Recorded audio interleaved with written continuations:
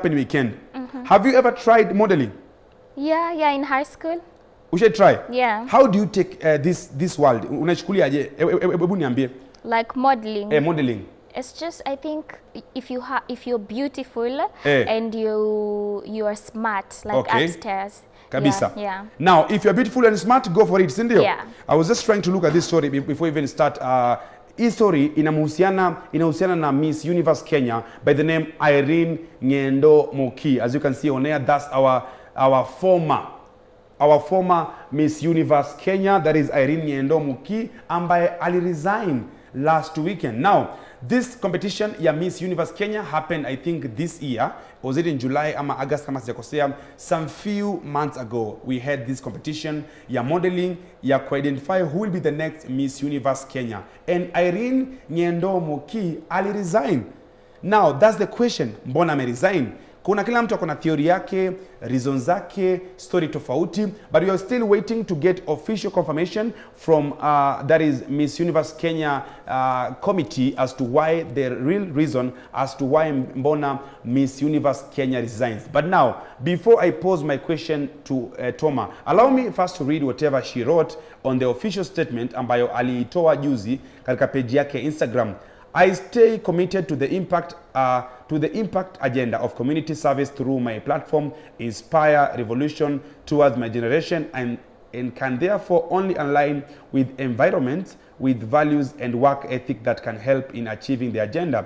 After careful consideration, I have decided to send in my termination notice to the Miss Universe Kenya organization. To all of you who have shown support, thank you. The focus remains to be transformational leadership to empower undeserved and marginalized communities.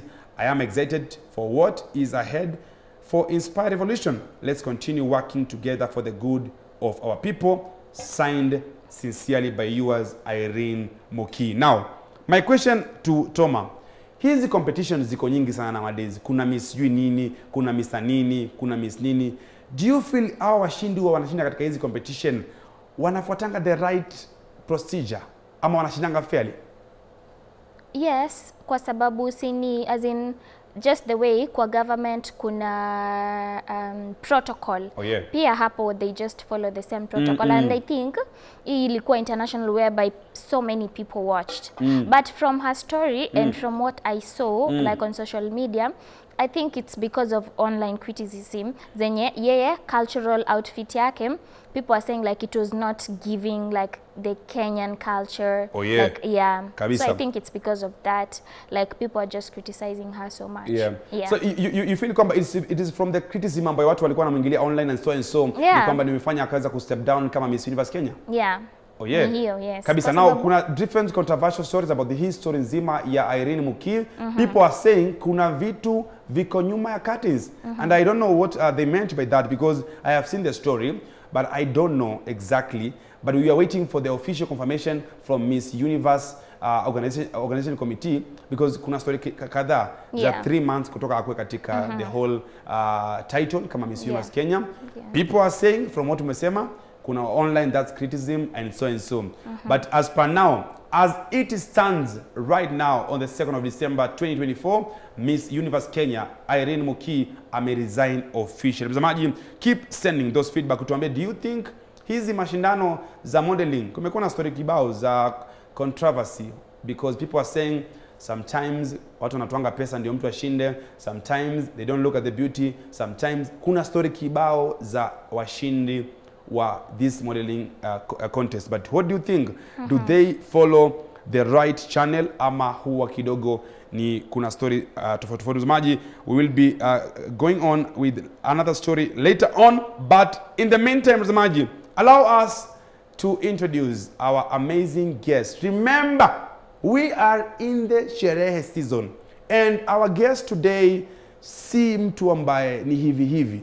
Ni mtu ambaye nimeangalia ngoma zake nyingi ni za sherehe. Ni kijana ambaye anajituma sana nchini Kenya mtazamaji, and we are privileged and glad this morning to be hosting one of the sensational artists in 254, very super talented, by the name Young Talented King Sinzi. Good morning, sir. Yo, thanks so much and good morning to Mr. Kabisa. Kenny. Yeah. Hebu kwanza niambie jina, hebu tamka jina lako mwenyewe. Maana kwangu linanichanganya. Sio kama niko na homa inanichanganya. Hebu sema jina lako. Jina ni Senzi Boy. Senzi. S-E-N-C-Z-Y. Iko sawa?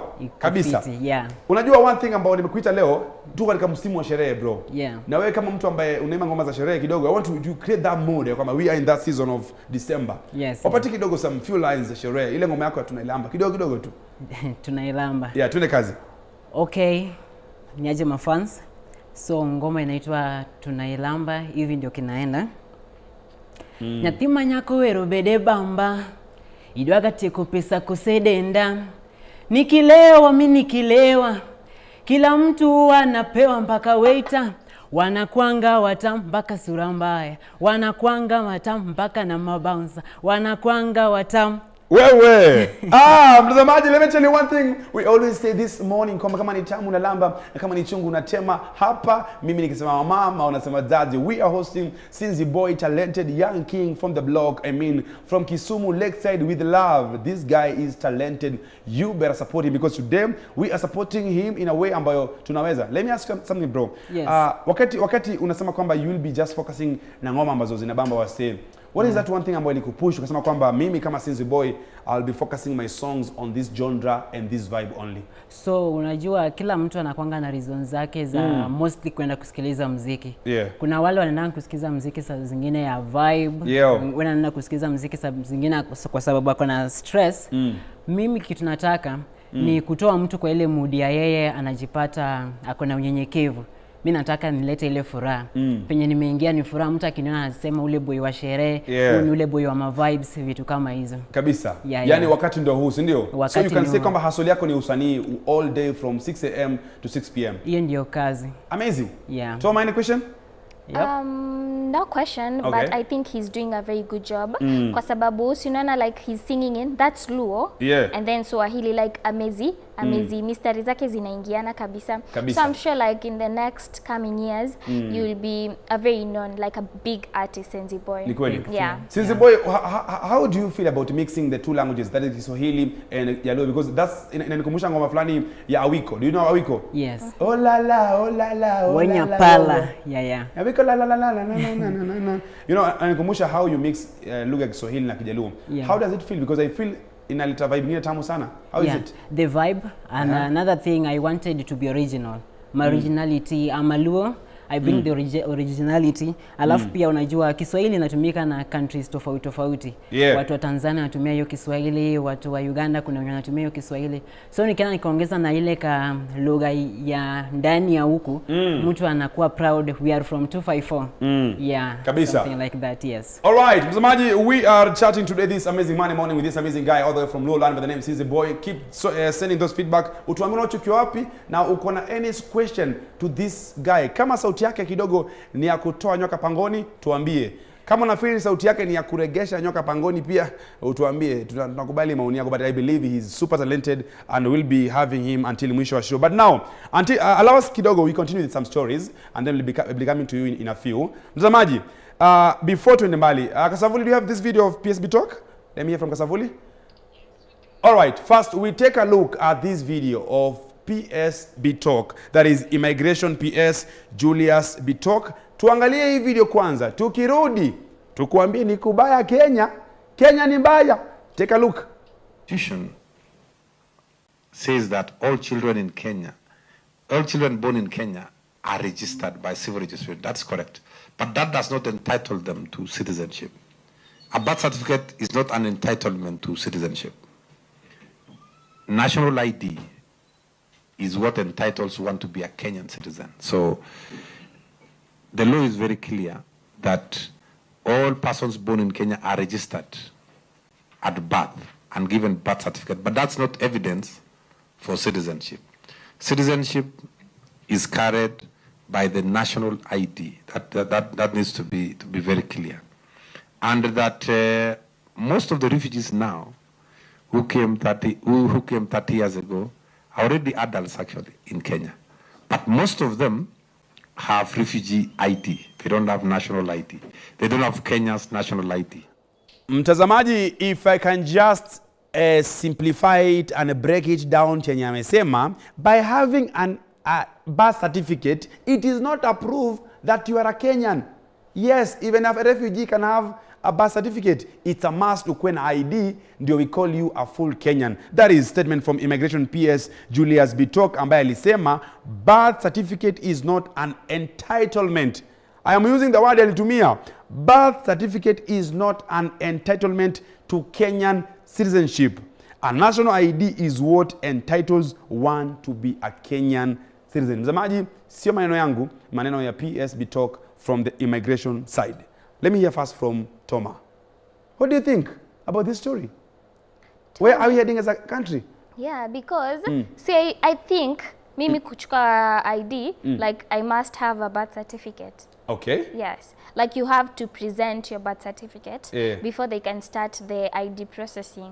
Yeah. So I really don't understand what he means by that. Kwa sababu I think ID ni kitu yenye mtu like it's easily forged, but if you see like this person was born in this hospital in Kenya, like it proves more. So I don't know like what his intention could be, but I think how we used to believe like a Kenyan citizenship, as a Kenyan citizen, you must have Kenyan birth certificate and your ID. Like they go hand in hand. Ni kweli? Yeah. Now, before niweze kutoa maoni yangu from this story ya PS Julius Bitok, allow me first to read one comment from online because watu kadhaa, watu wengi sana by the way wametoa reaction yao on this whole story, but there is 2 points allow me to read. Ya kwanza, jamaa anaitwanga Bravin Yuri, one of those amazing guys from TikTok and also Instagram, alisema kwamba this is an immigration PS and does not even understand the constitution. You need a birth certificate to apply for a Kenyan ID. Does he therefore mean your citizenship expires? Now, this is okay, and its intention is to have people receive chips as birth certificate in pretext that they are now citizens after getting that chip. All right, that's maoni yake. Anauliza, je, sini must mtu akuwe na birth certificate ndio apply ID. So what does it mean from the whole story ya this guy? Now, someone Wakenya wana maswali mengine. Mtu ameuliza hapa Toma, ati so kama hujafika 18 years hujazaliwa. Wow, that's hilarious. All right. Now mzamaji, what do you think? Because kwa maoni yangu ni kwamba I don't understand kabisa. We have been living like this for a very long time. Unajua kwamba if you have birth certificate wewe ni Mkenya because inaelezea penye usi umezaliwa, account umezaliwa na kila mahali umezaliwa. How now imechange after years later, over 200 years later, later ndio imechange ya kwamba you cannot now say mimi ni Mkenya by having birth certificate. Ni swali ambalo limeshangaza sana, but also ni maoni ya serikali. Wacha tungoje tuone itakuwa. But from PS immigration ni kwamba you can't have that, you can't say you are entitled to be a Kenyan by just having a birth certificate. You must also get an ID. Mzamaji, tell us what do you think via SMS, via WhatsApp, and then we will be sampling your feedback later on this amazing show. But now, before tuongelee story ya immigration PS, tulikuwa tuko na msanii wa sanaa. You already know, msanii wa sanaa ni msimu wa sherehe. Tuambie una watch ukiwa wapi? Usanii ni ngumu, inalipa ama ilipi? We have Sinzi Boy. Yes. Now, washabiki zako wanakuangalia pale nyumbani, jamani, wanauliza, huu msimu wa sherehe Sinzi Boy umewapangia nini? Maana upo na bonge la tracks nyingi sana. Yes. Bado watu ambao wanatazama na kuuliza umewapangia nini ndugu yangu? Mambo ni mengi. Tuko na naweza sema niko na an East African legend mwenye kuna collaboration inakuja pale.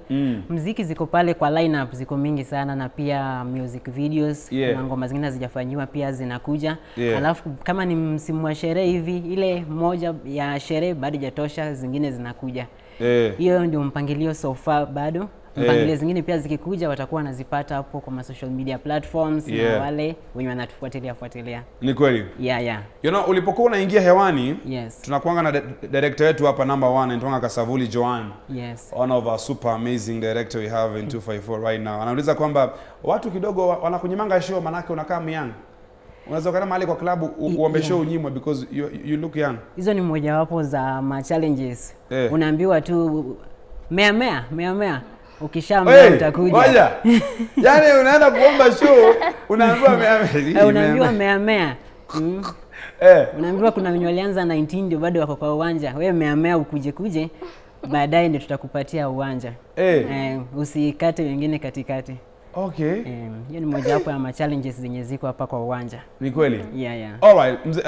For someone who is watching right now, because I know kuna watu wengi sana ambao maybe wamependa sauti yako na wangependa basi kuweza kufollow mtandao wa kijamii, that is social media, Instagram, Facebook, kila mahali. Maybe you can tell them how can they vibe with you on social media, on Instagram, Facebook, X platform, and other platforms. Ongea na mashabiki zako. On all platforms, X, Instagram, Facebook, hata plus YouTube yote. Jina ni Senzi Boy. Username ni @senzi_boy. Na pia ningependa kuambia mafans wangu pale nje, nimekuwa nominated kwa Timiza Award like the male artist of the year Nyanza region. Wanipe pale votes. Ni kweli? Na ngoma yenyewe pia, ngoma zangu ziko kwa Skiza Tune, wanaweza zisikizia, wanaweza weka Skiza Tune hapo wakuwa na support kwa sababu uwanja huku upande wa finance ni kunoma sana. Kabisa. Yaani unasema kwamba wewe kama msanii chipukizi ambaye unakuja katika industry ya music, upande wa shilingi, hela, ngwenje, fulusi, mukuchu ndio shida. Hapo ni kunoma. Ni kweli? All right. Before malize, patia watu some lines. Unajua usanii sio rahisi. Toma. You know kitama nitamani kuwa msanii. What happened? Nashukuru Mungu hata kama siko kwenye usanii, nipo kwenye masuala ya usanii. Naam. Si unaona niko kwenye usanii? Na host wasanii. Na mimi si msanii. It's the same thing. Si ndio? I'm in the art business. But kitama nilikuwa na ile. Na ile. Unajua ule ngoma fulani wa awe mama we ingekuwa ungefanyaje? Awe mama we. Hiyo ngoma ilipokuwa inatoka ilikuwa naimbanga yote full. 3 minutes 16 seconds. Nikajiamini kama mimi ni msanii. Kumbe kuna wasanii wa bafu, kuna wasanii wa kuimba ngoma za wenyewe na kuna wasanii wa ukweli. Bro, for 30 seconds wapatie some lines kidogo za sherehe za December. Before niwape hiyo the freestyle, ningependa ku big up my producer Drema. Amenishikilia sana akiwa pale na K-Rhyme Classic. Ningeweza kuwashukuru leo kwa sababu baada tu kwa tumeonana for a long time. Then ni hivi tu. Leo natembea kwa miguu, kesho nitendesha dinga. Itatizo sila kwangu, muda bado hujafika. Hata yule mama yangu lazima ataheshimiwa. Kwani leo sina lakini kesho nitafanikiwa. Kabisa. Thank you very much. Thank you very much, sir. We really appreciate your love and support this morning. Keep pushing. They always say entertainment industry is not easy, but all the time keep pushing. Keep your head high. It's not easy. Utapatana na blocks nyingi sana, but usiwe kufa moyo, usikae tamaa, si ndio? Thank you for your time. We really appreciate. Hapa ni nyumbani. Anytime you have a brand new project tuambie, si ndio? Sasa. All right, mtazamaji, tumekuwa naye Senzi Boy. Keep following him on social media, support kazi yake, mambo itakuwa kala ikiwa ni tamu na lamba, kama ni chungu na tema. Toma? Yes. Katika zile class ambazo tumekuwa na Walubengo for the past few weeks, what exactly have you learned from him? On the public speaking. How like to approach someone if you want to talk to them or like to get information from them. Amazing. And this person pengine ni mkubwa, like your mentor, like how to approach him, and then how to start conversations if you're unsure. I've learned a lot of things from Walubengo. The first impression ukipatana na mtu, the first line of sentence ukiongea ina matter a lot kama atakupatia deal or not. Today in our public speaking class, due to unavoidable circumstances, hatukuweza kuwa na Walubengo, lakini we hope tutakuwa na next Monday. But today we have these 2 videos zake. Hata kama hayuko studioni, we must learn all about public speaking. Take a look at video number 1. Hello tribe. 4 powerful ways to trigger opportunities through a bespoke introduction. Number 1, break your brand into 3 parts. Remember, anytime you're speaking before people, introductions really matter. It's introductions that decide whether they listen to you or not. Introductions decide what kind of opportunities will you be given, who do you access in that room. Do you know that introductions have given people opportunities? By just saying something simple, people are able to check and scan. How do I connect with you? How do I network with you? How do you align with my brand? Especially if you're a business person.